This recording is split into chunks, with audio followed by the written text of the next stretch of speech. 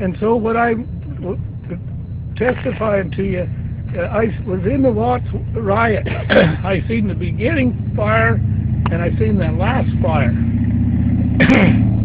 What I seen is civil disturbance. People are not happy. People are thinking they don't have their freedoms and don't have these things, and they didn't have them.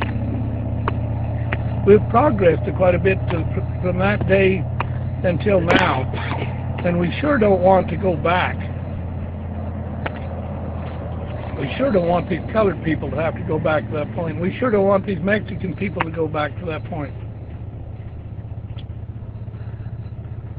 And we can make a difference right now by taking care of some of these bureaucracies and do it in a peaceful way.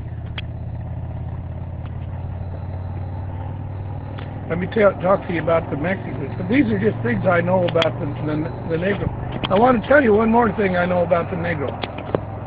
When I go through Las Vegas, North Las Vegas, and I would see these little government houses, and in front of that government house, the door was usually open, and the older people and the kids, and there's always at least a half a dozen people sitting on the porch.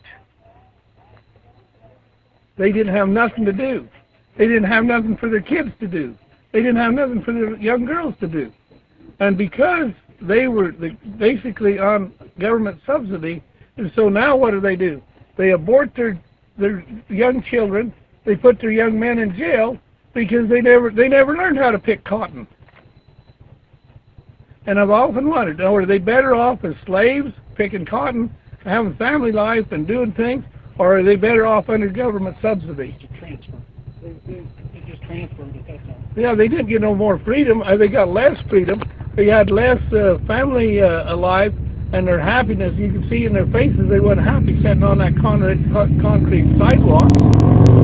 Down there, they were probably growing their turnips.